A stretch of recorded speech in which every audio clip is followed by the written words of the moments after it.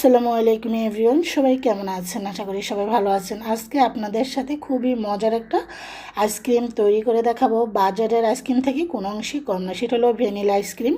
প্রচণ্ড গরমের মধ্যে সবাই কিন্তু খাপিয়ে উঠেছে, তো বাসায় চলে এভাবে ঝটপট আইসক্রিম বানাতে পারেন। আমি এখানে দিচ্ছি হলো হাফ কেজি লিকুইড দুধ, এটা ঘন করা। আর এখানে দিয়ে দিচ্ছি হাফ কেজি চিনি। যেহেতু আমি ক্রিম দিয়ে তৈরি করবো, ক্রিম মিষ্টি থাকে, তো এখন আমি দুধটাকে নাড়াচাড়া করে ঘন করে নিব আর একটু। তো এটা নাড়াচাড়া করে নিচ্ছি। আস্তে আস্তে কিন্তু দুধটা ঘন হয়ে আসছে। আর যেই গরম পড়েছে, গরমের মধ্যে কিন্তু এক চিলতে আইসক্রিম কিন্তু প্রশান্তি এনে দেয়। প্রচণ্ড গরমের মধ্যে সবাই কিন্তু অনেক কষ্টেতেই বসবাস করছে, কারণ যার গরম লাগে সেই সেটা উপলব্ধি করতে পারে অন্যদের কষ্ট। তো এখন আস্তে আস্তে করে এটা দুধটা আরও ঘন করে নেব, কারণ দুধটা ঘন করে অবশ্যই নিতে হবে। তো এখন ঘন করার জন্য আমি এখানে 2 চামচ কর্নফ্লাওয়ার পাউডার দিয়ে তারপর একটু পানি দিয়ে গুলিয়ে নিচ্ছি। আপনার চাইলে দুধের মিশ্রণও গুলিয়ে নিতে পারেন। দিয়ে এটাকে আরও কয়েকটা জাল দিয়ে তারপর ঘন করে নেব। তো এটা ঘন হয়ে যাওয়ার পর এটা নামিয়ে ঠান্ডা করে রেখে দিচ্ছি পাশে। তো এদিক দিয়ে আমি এখানে ক্রিম নিচ্ছি, এখানে 1 কাপ ক্রিম নিচ্ছি, হুইপ ক্রিম, যেটা আমরা কেক তৈরি করি। তবে এই আইসক্রিমের যে ফোমটা তৈরি করবো সেটা কিন্তু আমরা কেকের উপর যে ফোমটা করবো সেটা কিন্তু ঠিক হবে না। কেকের উপর যে ফোমটা একটু শক্ত টাইপের হয়, এটা একটু লিকুইড টাইপের থাকবে, নরম আর কি। তো আপনারা দেখতে থাকেন আমি কিভাবে করে নিচ্ছি।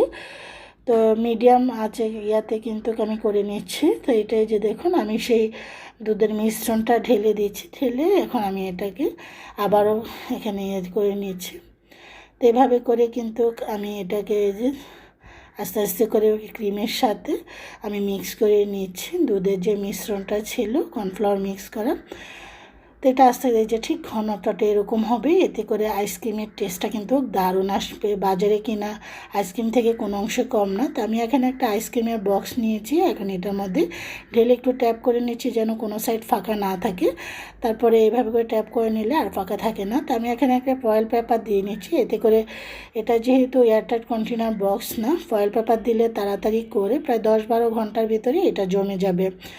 তো এখন ফয়েল পেপার না থাকলে আপনারা চাইলে এয়ারটাইট কন্টেনার বক্স বা এরকম বক্স একটু লেট হতে পারে। যদি ফ্রিজের স্পিড বাড়িয়ে দেন তখন কিন্তু তাড়াতাড়ি বসে যাবে। তো আমার 12 থেকে 13 ঘন্টায় সময় লেগেছে, যেহেতু বারবার ডিপ খুলি, বাচ্চারা ঠান্ডা পানির জন্য ডিপ খুলি, এই জন্য একটু সময় লেগেছে আমার। আর কারেন্টও যাওয়া আসা করে। তো আমার আইসক্রিমটা কিন্তু হয়ে গিয়েছে, আপনাদেরকে দেখাচ্ছি।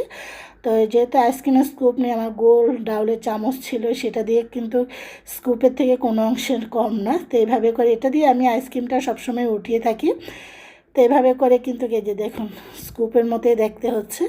তো আমি এখন একটা বাটি নিয়ে নিয়েছি। এখন এই যে দেখুন এইভাবে করে আমি সবগুলো নিয়ে নিব। তো ওই উপরে এখানে একটু চকলেট সিরাপ দিয়ে দিচ্ছি, এতে করে দেখতে ভালো লাগে। আপনার বাদাম কুচিও দিতে পারেন, দেখতে অনেকটা ভালো লাগে এবং খেতে অনেক বেশি মজা। এখন খেয়ে দেখাচ্ছি, আলহামদুলিল্লাহ অনেক মজা হচ্ছে। আপনার এভাবে প্রচণ্ড গরমে এরকম ভ্যানিলা আইসক্রিম খেতে। সবাই ভালো থাকেন, আল্লাহ হাফিজ।